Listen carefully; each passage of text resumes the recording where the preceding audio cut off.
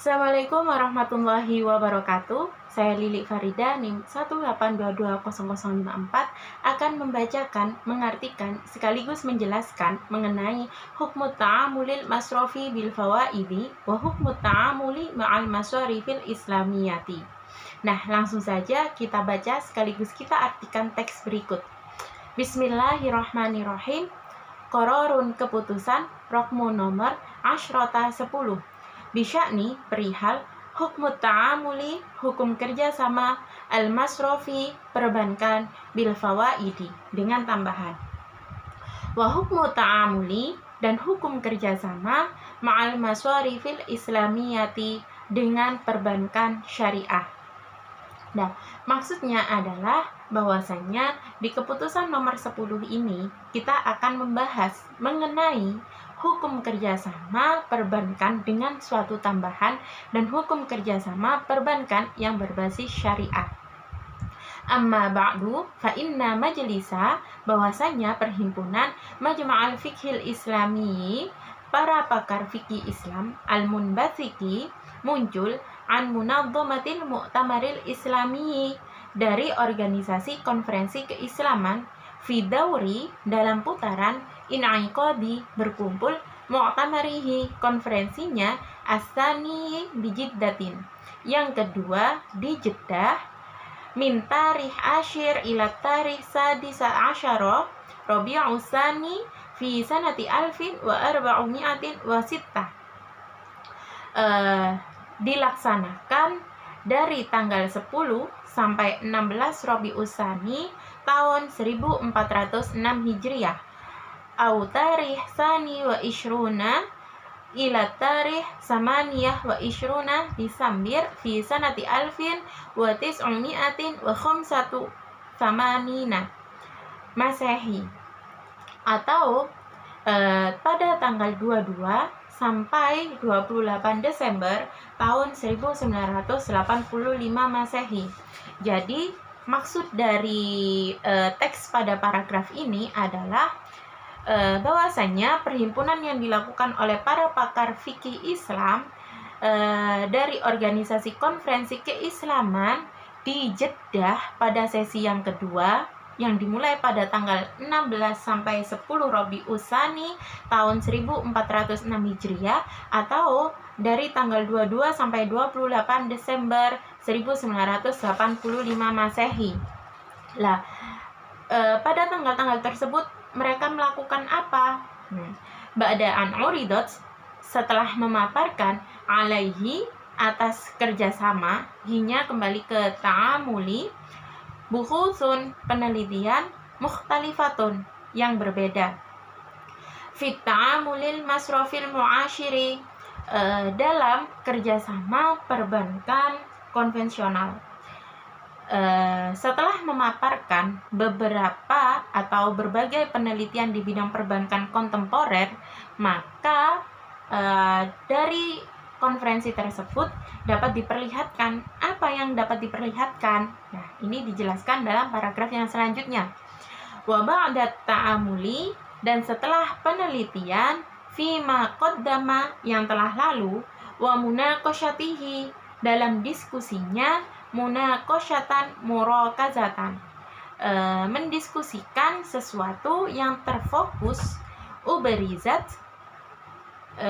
yang memperlihatkan al-asiru pengaruh as-sayyi'atu jelek lihadza ta'amuli untuk kerjasama ini alan nidhamil iqtisadiyil alami atas pengaruh ekonomi secara global wa ala istiqrarihi atas stabilitasnya khosotan secara khusus fi dualil alami thalisi pada era dunia ketiga. Maksudnya era dunia ketiga ini seperti negara-negara berkembang. Jadi dari konferensi tersebut diperlihatkan beberapa pengaruh jelek dari kerjasama yang menggunakan sistem perekonomian secara global. Khususnya kejelekan ini atau pengaruh kejelekan ini itu berdampak kepada era dunia ketiga. Yang dimaksud era dunia ketiga ini adalah negara-negara yang berkembang. Selanjutnya, wa ba'da ta'amuli, dan setelah penelitian fi ma jarruhu hadan nizam, peraturan ini bahwasanya min kharabi natijatuhu, meruntuhkan dari reruntuhan kesuksesan, i'radihi, tujuannya amma ja'a, sebagaimana yang telah ada fi kitabillahi, dalam kitab Allah, tahrimir riba, mengharamkan riba, juz'iyyan wa kulliyan tahriman wadihan, yaitu baik itu secara juz'i, kulli, atau pengharaman yang lainnya, wadihan, dan jelas, bida'watihi, mengajaknya atau mengajak orang-orang yang telah terpengaruh dengan sistem ekonomi yang jelek itu, ila taubatihi minhu, untuk bertaubat kepadanya itu untuk bertaubat kepada Allah, wa ilal iqtisari, dan secara ringkasnya, alal isti'adati, atas pemulihan ru'usi amwali, pokok harta atau modal, al-qurudi, pinjaman, duna ziyadatin, tanpa tambahan, wala nuqsanin, dan tanpa pengurangan, qalla au kasur, baik itu sedikit atau banyak, wa ma jaa min tahdidin, dan apa yang telah datang dari ancaman, biharbi, perang, madmaratin, yang merusak, minallahi wa rasulihi, dari Allah dan Rasulnya, lil marabiyina, untuk pemakan riba. Jadi maksud dari paragraf ini adalah menjelaskan mengenai runtuhnya kesuksesan dari suatu transaksi yang dilakukan atas dasar riba, bahwasannya hal ini telah dijelaskan dalam suatu kitab Allah, yang isinya adalah Allah itu mengharamkan riba, dan Allah memerintahkan orang-orang yang melakukan riba itu untuk kembali ke jalan Allah dan Rasulnya. Kemudian oleh karena itu dihasilkan suatu keputusan, yaitu qararun, keputusan.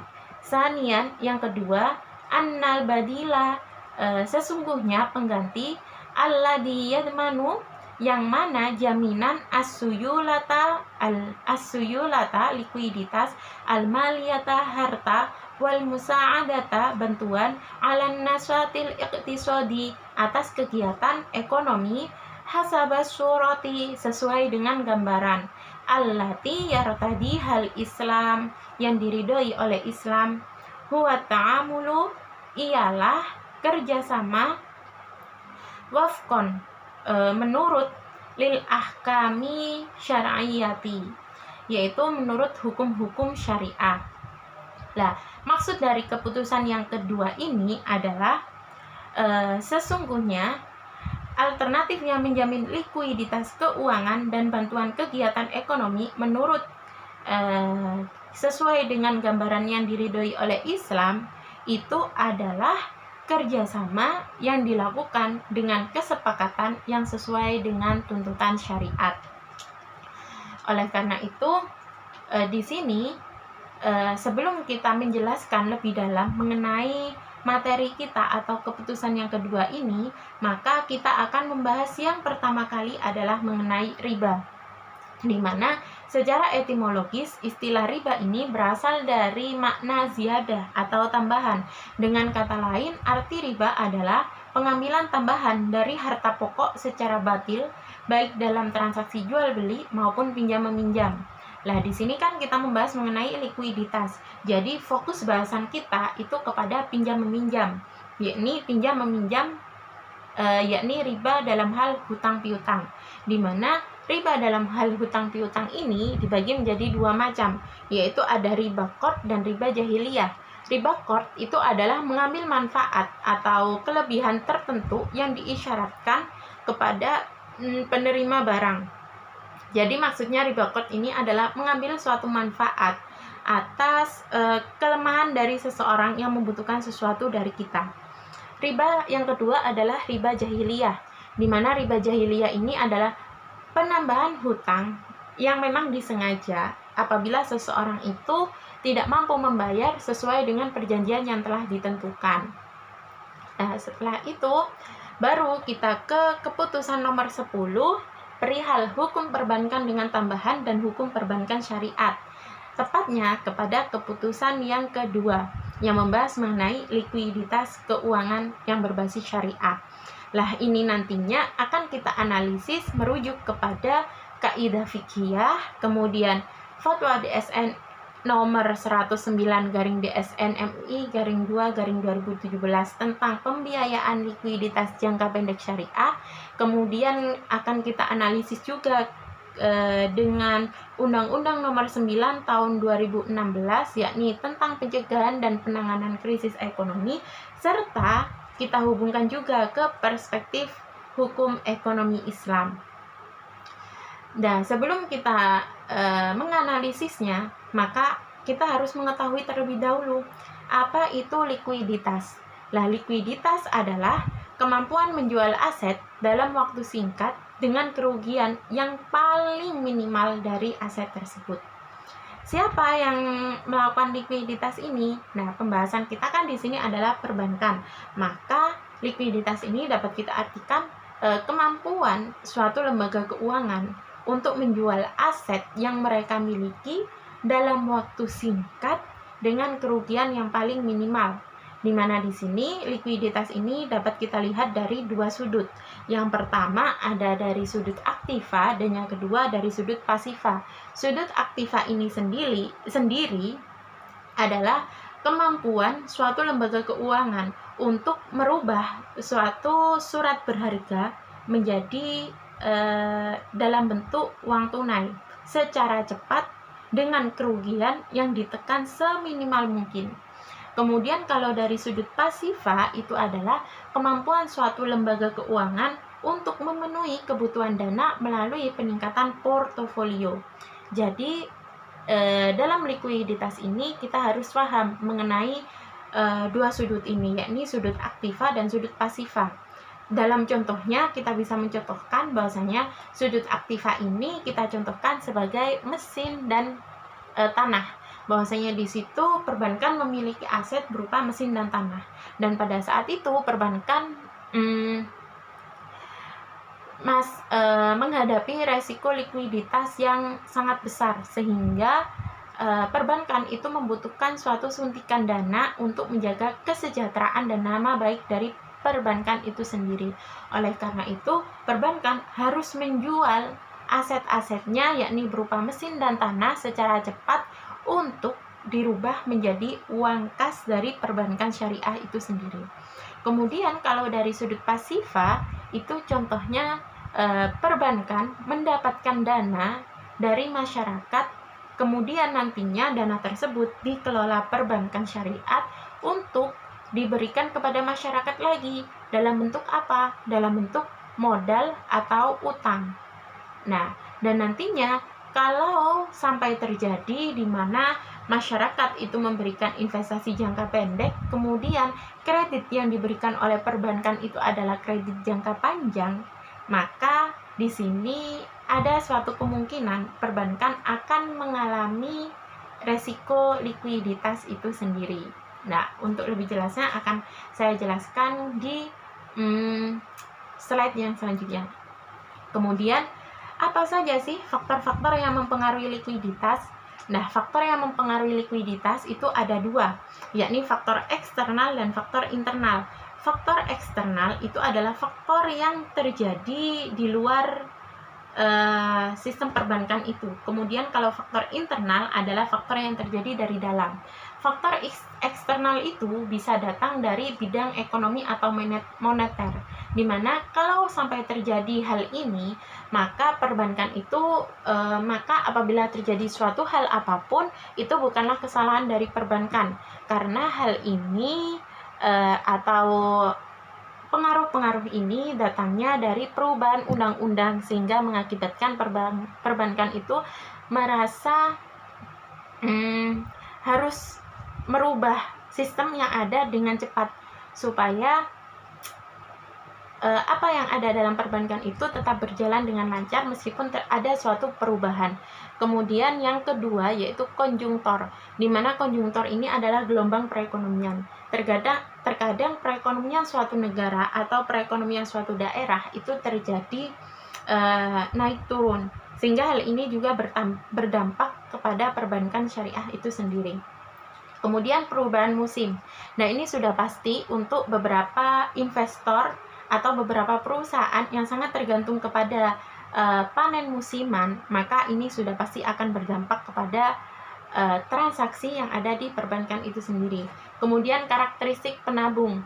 Terkadang penabung ini adalah orang yang ada yang tidak amanah atau ada yang mengambil dananya itu sesuka hatinya, sehingga ini sudah pasti merugikan perbankan syariah itu sendiri. Kemudian kerjasama antara lembaga keuangan. Jadi kerjasama antara lembaga keuangan pusat dengan daerah itu harus dijaga. Untuk apa? Supaya nantinya jika perbankan ini mengalami suatu resiko dari likuiditas ini dapat meminta bantuan kepada perbankan pusat. Kemudian lokasi bank. Jika lokasi bank itu dekat dengan perusahaan-perusahaan, sudah pasti nanti perusahaan itu akan berinvestasi ke perbankan tersebut. Kemudian yang kedua adalah faktor internal, yaitu pergantian pemimpin. Dengan gantinya pemimpin, maka pemimpin tersebut harus beradaptasi dengan sistem-sistem yang ada, sehingga jika pemimpin itu tidak memiliki inovasi yang baik, tidak bisa beradaptasi dengan lingkungan secara cepat, maka otomatis semua sistem yang ada di perbankan itu tidak akan berjalan dengan baik dan berakibat kepada beberapa nasabah akan pergi ke perbankan yang lainnya. Kemudian jangka waktu kredit.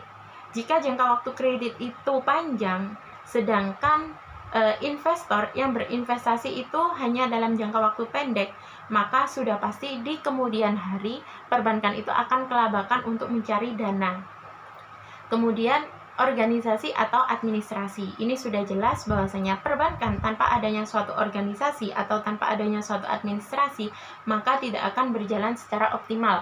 Kemudian pembelian aktiva tetap. Maksudnya apa? Jika suatu perbankan itu menginvestasikan uangnya untuk dibelikan seperti tanah atau mesin-mesin dalam jumlah yang besar, dan itu membutuhkan dana yang besar, maka sudah pasti perbankan itu tidak memiliki suatu dana cadangan.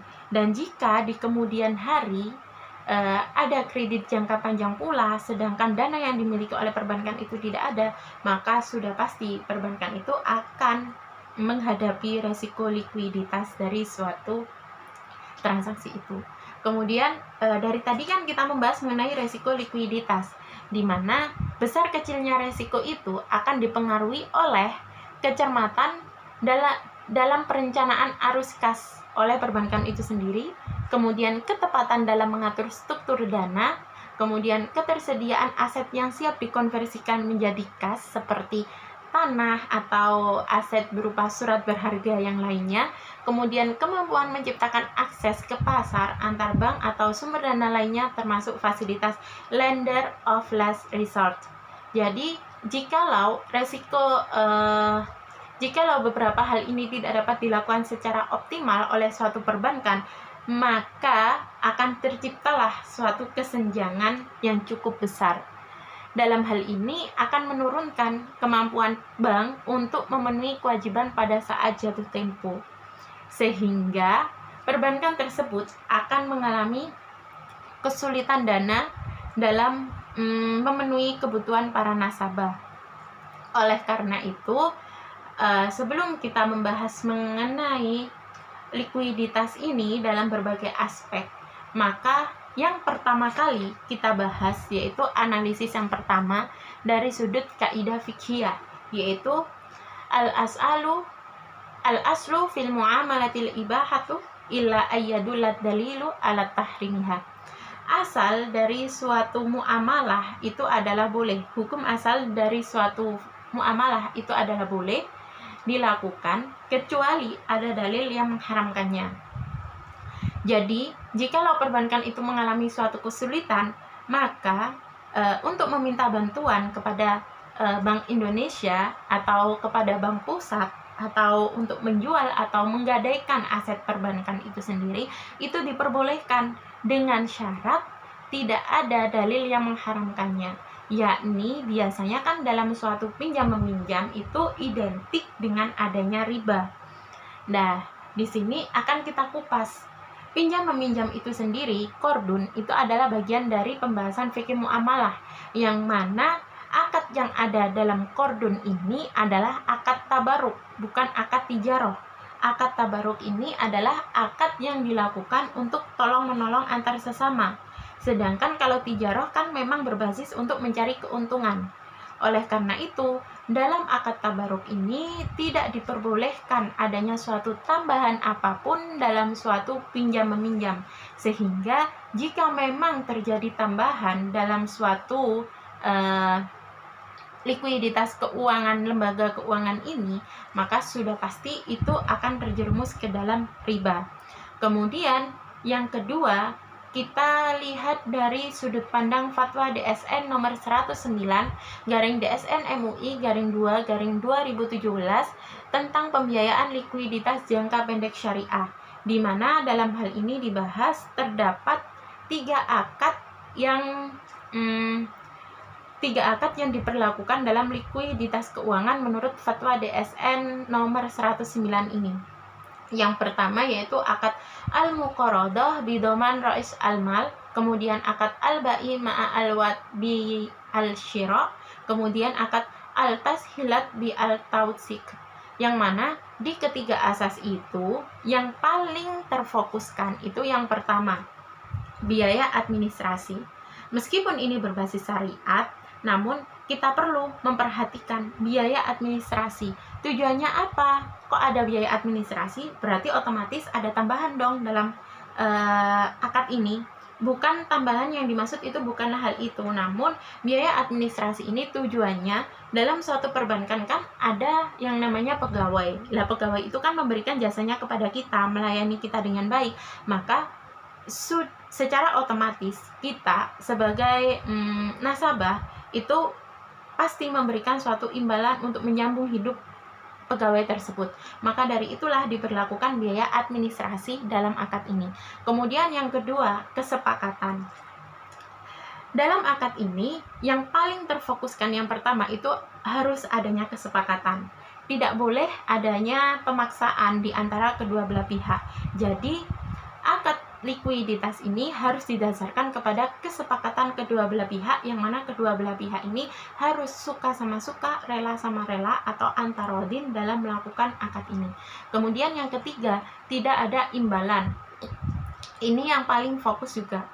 Tidak boleh adanya imbalan atau lebihan apapun dalam suatu akad ini. Nah, untuk proses-prosesnya berakad menggunakan akad al-muqaradah bidoman rais al-mal, kemudian akad al-ba'i ma'a al-wa'id bi al-syira, kemudian akad al-tashilat bi al-tawsik.